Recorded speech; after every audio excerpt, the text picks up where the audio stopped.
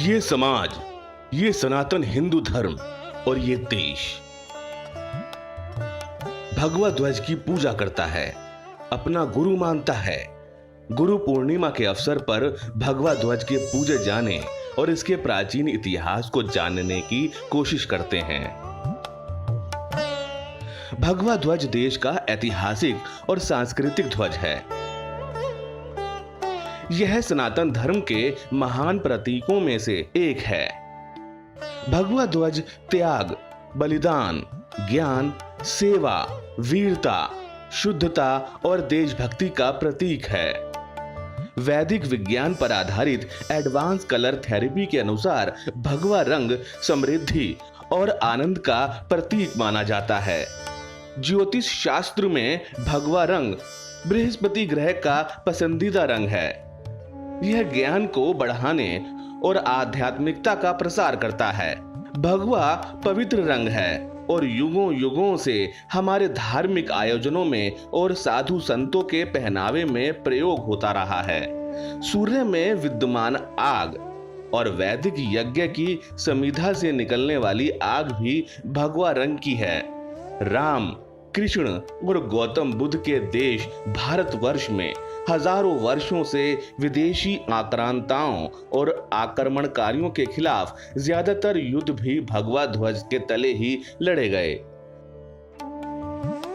भगवा रंग पूरी तरह प्रकृति से भी जुड़ा हुआ है। सूर्यास्त और सूर्योदय के समय ऐसा प्रतीत होता है मानो प्रकृति का पुनर्जन्म हो रहा हो।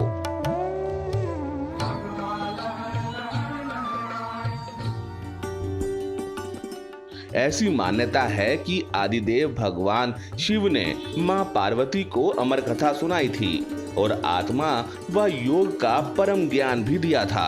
लोक कल्याण तथा निरंतर शिव भक्ति में प्रयत्नशील शुद्ध आत्माओं, निर्मल मन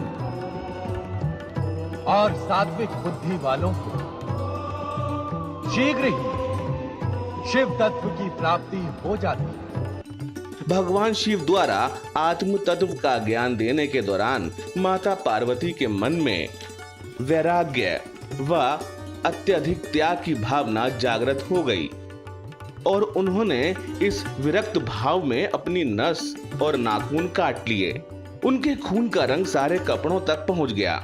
यहाँ उनके चोले में विद्यमान खून भगवाकरण का महत्व बताता है। कुछ वर्षों बाद जब गोरक्षनाथ मां पार्वती को सम्मान देने के लिए पहुंचे तो मातृत्व का अनुभव कर वह ममता से भर गईं। वह गोरक्षनाथ को देखकर बहुत प्रसन्न हुई और उन्होंने वह चोला गोरक्षनाथ को दे दिया।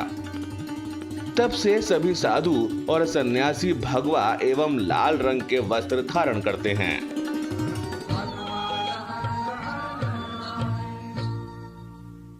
भगवान राम ने रघुवंश की ध्वजा के नीचे रावण से युद्ध किया था।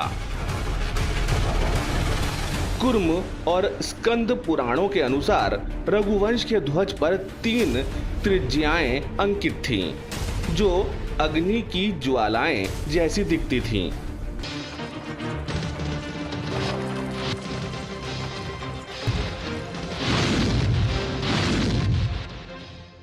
महाभारत काल में अर्जुन युद्ध भूमि के लिए जाने से पहले अपनी कपी ध्वजा फहराते थे। अर्जुन की ध्वजा पर भगवान हनुमान की छवि अंकित थी।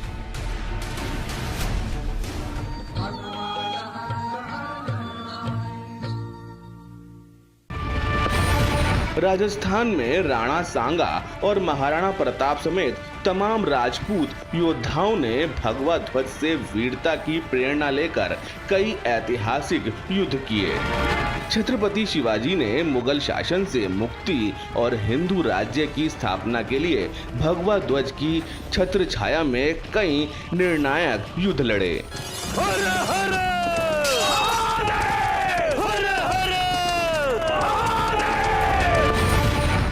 सिखों के 10वें गुरु श्री गुरु गोविंद सिंह ने जब हिंदू धर्म की रक्षा के लिए हजारों सिख योद्धाओं की फौज का नेतृत्व किया, तब उन्होंने केसरिया झंडे का उपयोग किया।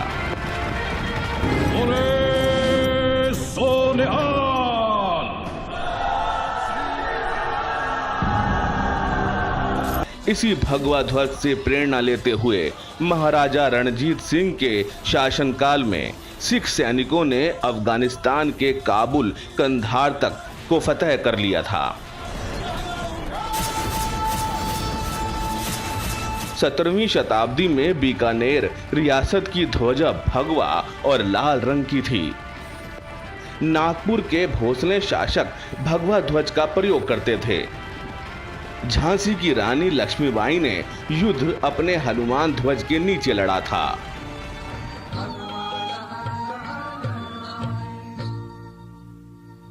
व्यक्ति की कृति हमेशा उसके देशकाल परिस्थिति की मर्यादाओं से बद्ध होती है। हमको विभिन्न देशकाल परिस्थितियों में काम करना पड़ेगा। तो मार्गदर्शक क्या है? तत्व। कृति के पीछे, जीवन के पीछे, विचार के पीछे जो तत्व है, हमारी सर्वसमावेशक, अत्यंत उदार और संपूर्ण विश्व के समस्याओं का उत्तर दे सकने वाले, मूल्य देने वाली हिंदू संस्कृति का, भारतीय संस्कृति का प्रतीक यही ध्वज है।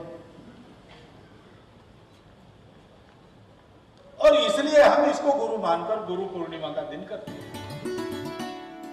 भगवा ध्वज को गुरु के रूप में प्रतिष्ठित करने के पीछे संघ का दर्शन यह है कि किसी व्यक्ति को गुरु बनाने पर उसमें पहले से कुछ कमजोरियां हो सकती हैं या कालांतर में उसके सद्गुणों का क्षय भी हो सकता है, लेकिन ध्वज स्थायी रूप से श्रेष्ठ गुणों की प्रेरणा देता रहा है।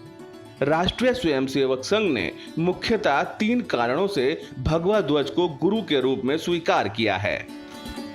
ध्वज के साथ ऐतिहासिकता जुड़ी है और यह किसी संगठन को एकजुट रखते हुए उसके विकास में सहायक होता है। भगवा ध्वज में सांस्कृतिक राष्ट्रवाद की वह विचारधारा सर्वाधिक प्रखर रूप में प्रतिबिंबित होती है जो संघ की स्थापना का प्रबल आधार है। किसी व्यक्ति की जगह सांस्कृतिक राष्ट्रवाद के प्रतीक भगवा ध्वज को सर्वोच्च स्थान देकर संघ यह सुनिश्चित करने में सफल रहा कि वह व्यक्ति केंद्रित संगठन नहीं बनेगा। संघ के सर्वोच्च पदाधिकारी, संघ प्रमुख समेत सभी स्वयंसेवक भगवा ध्वज को सादर नमन करते हैं। संघ की अनेक शाखाओं में वर्ष पर्यंत प्रतिदिन फहराया जाने वाला भगवा ध्वज कई दशकों से सांस्कृतिक राष्ट्रवाद की प्रेरणा देता रहा है। यही कारण है कि संघ के स्वयंसेवक अपनी विचारधारा के साथ बड़ी गहराई से जुड़े रहते हैं। यह भगवा ध्वज हिंदू समाज के सतत संघर्षों और विजयश्री का साक्षी रहा है। इसलिए ये देश और समाज की संस्कृति का अहम हिस्सा है। हिंदू संस्कृति हमारे देश की जीवन रेखा है और भगवा ध्वज हमारी हिंदू संस्कृति का सबसे महान प्रतीक है।